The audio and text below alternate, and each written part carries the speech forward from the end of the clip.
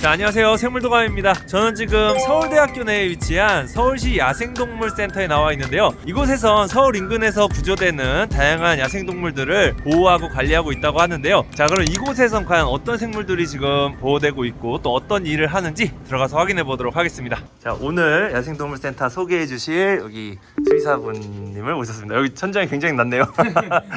네, 조심하셔야 될 것 같아요. 아, 네네. 저 이 서울시 야생동물센터가 이제 어떤 일을 하는 곳이고 또 어떤 곳인지 좀 간략하게 좀 부탁드릴게요. 일단 저희는 서울시에서 운영하고 있는 서울시 야생동물센터고요. 서울시 야생동물센터는 현재 서울대학교 수의과대학의 위탁 운영을 맡아가지고 이렇게 운영이 되고 있어서 서울대학교 안에 위치를 하고 있고, 서울 전역에 있는 동물들을 구조하고 치료하고 방생하는 기관으로 생각해 주시면 될 것 같습니다. 그럼 서울 내에서만 이 활동을 하는 건가요? 네, 아무래도 경기도는 경기도 야생동물 구조센터가 있고 지역마다 야생동물센터가 있기 때문에 저희는 서울 내에 있는 야생동물만 구조하고 있습니다. 아, 혹시 그럼 지금 구조되어 있는 동물들도 좀 있을까요? 아, 네네. 한 30마리 정도 이제 저희가 데리고 있고요. 네네. 지금은 겨울이라서 지금 많이 방생이 되었기 때문에 애들이 지금 많이 있지는 않은 상태인데, 여름이면은 거의 한 150마리에서 180마리까지 계류하는 경우도 있습니다. 일단은 저희가 입원실이 여러 군데가 있는데 네. 여기부터 한번 들어가 보실게요.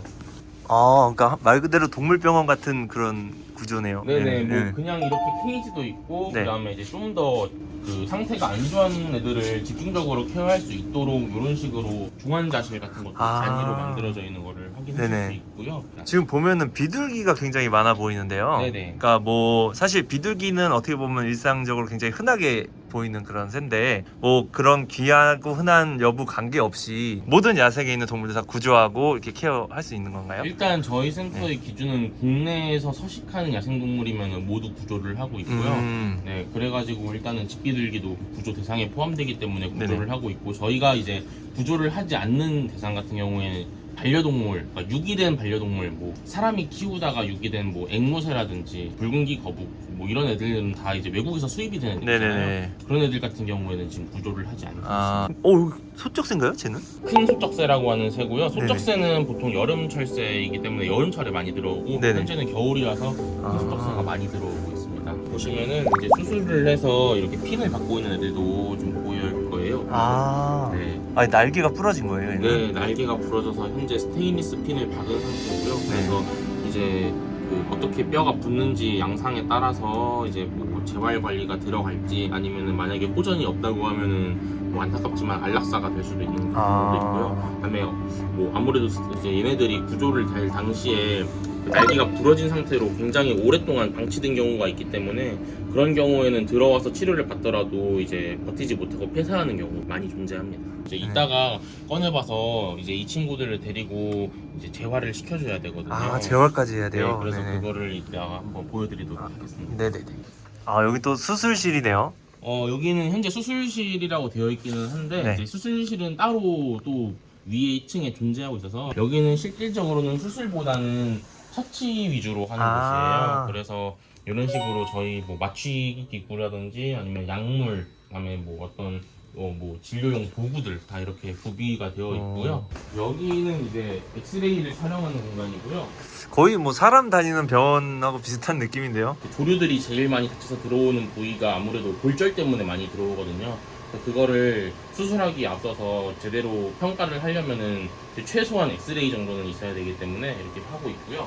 아까 보여드렸던 개체 중에 골절이 있어가지고 핀을 받고 있었던 비둘기들이 있었잖아요. 네네. 그래서 걔네들 한번 좀 보여드리면은, 아, 그래서 이렇게 이런 식으로 네네.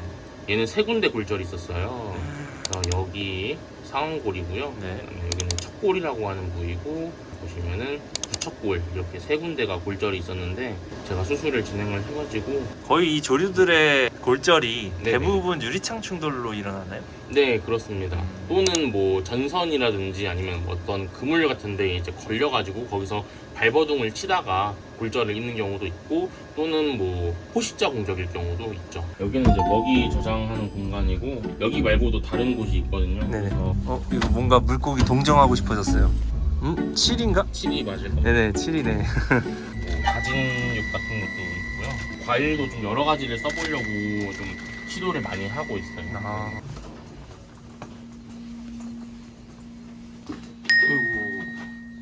아, 친구가 말똥갈이구나. 지금 겨울이다 보니까 겨울 철새로 이런 냉금류들이 조금씩 들어옵니다. 이 친구 같은 경우에는 들어온 지는 한 일주일 정도 된 것 같고요. 이제 들어온 이유가 이제 원인 불명의 기립 불능 상태였기 때문에 들어왔어요. 네네. 이제 기립이 안 되다 보니까 도약도 못 하기 때문에 비행도 현재 안 되는 상태고요. 검사를 해봤을 때는 날개 움직임은 나쁘지 않았어요. 골절도 확인되지 않았고. 네네. 근데 지금 현재 다리도 쓸 수 있지만 일어서는 것만 안 되고 있거든요. 그래서 이런 경우에는 대부분이 척추 쪽에 어떤 문제가 있기 때문에 못 쓰는 경우가 많아요. 이제 치료를 할 때 제일 중요한 거는 이 다친 부위가 덧나지 않게 하는 게 중요하거든요. 그래서 이런 식으로 해가지고 얘네를 이걸 슬링이라고 하거든요. 그래서 슬링을 해줘가지고 얘네가 좀 허리라든지 아니면 그 하체 쪽에 무리가 가지 않도록 좀 고안을 했다고 봐주시면 좋을 것 같아요.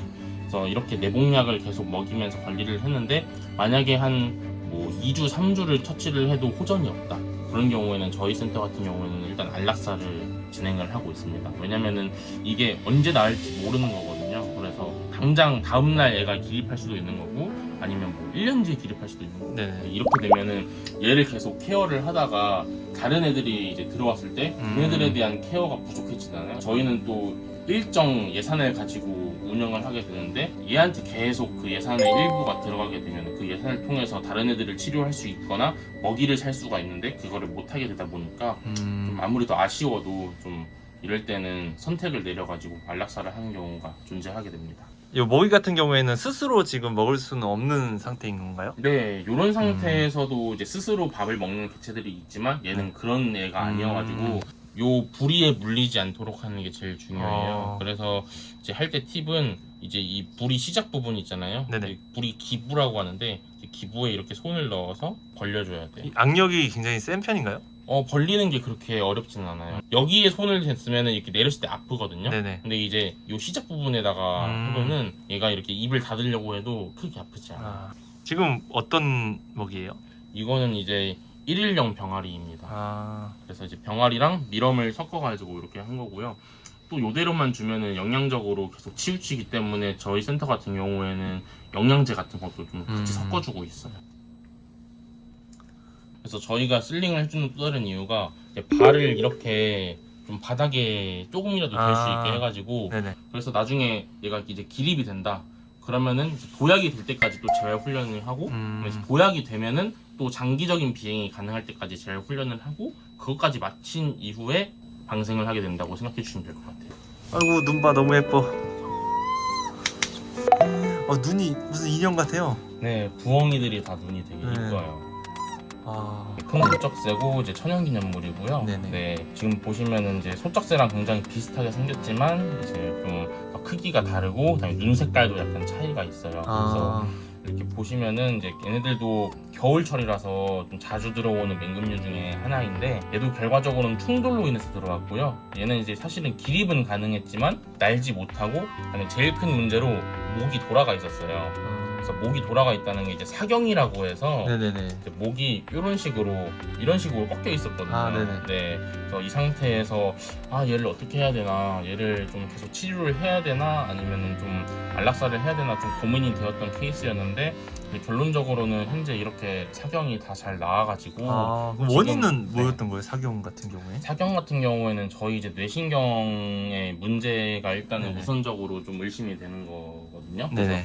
뭐 11번 신경에 이제 문제가 있는 경우가 대부분인데 이제 이게 뭐 나을 수도 있고 안 나을 수도 있어요. 근데 이 친구 같은 경우는 다행히 나은 거고 또 다른 원인으로는 이제 올빼미류, 그러니까 이런 애들 같은 경우에는 귀가 굉장히 중요하거든요. 근데 이 귀에서 이 전정기관에 문제가 발생해가지고 이렇게 목이 돌아가는 경우가 있어요. 그래서 그거가 어떤 거는 저희가 이제 부검을 해보지 않았기 때문에 네네. 알 수가 없겠지만은 일단은 그에 준하는 처치를 진행을 했을 때 얘가 호전 반응이 다행히도 있었고 그래서 현재는 이제 방생되는 날을 좀 기다리고 있습니다. 그 이제 부엉이류 하면 머리 쪽에 저런 깃이 두 개가 귀처럼 보이는 깃이 네네. 나 있잖아요. 네. 저걸 이제 많은 분들이 귀라고 생각하시는데 저 다른 명칭이 있나요? 일단은 귀깃인데 이제 우각이라고 표현을 하게 되고요. 그 사람들이 생각을 하실 때 이 우각이라고 하는 부분을 부엉이는 있고 올빼미는 없다라고 생각을 해주시는 분들이 많아요. 아, 네네네. 근데 이제 솔부엉이라고 하는 새는 일단 이 우각이 존재하지 않고요. 그 외에 뭐 부엉이랑 올빼미를 좀 흔히 또 구분할 수 있는 게 이제 여기 눈의 색이에요. 아, 부엉이는 이제 노란 홍채를 갖고, 그다음에 약간 올빼미는 상대적으로 검은 홍채를 갖게 되는데, 또 올빼미 중에 금눈새 올빼미라고 하는 애가 있어요. 또 걔는 이름에 금눈이 붙잖아요. 홍채가 또 걔도 노래요. 그래서 그렇다 보니까 사실은 그냥 몇 종 안 되기 때문에 그냥 하나하나 다 도감 보면서 공부하시는 게 제일 정확하지 않나 싶어요. 아, 네. 그냥 일반 소쩍새는 약간 좀 노란색이 가까워. 예, 노란색인데 뭐 일부는 주황색인 경우도 있긴 합니다만 대부분은 노란색입니다.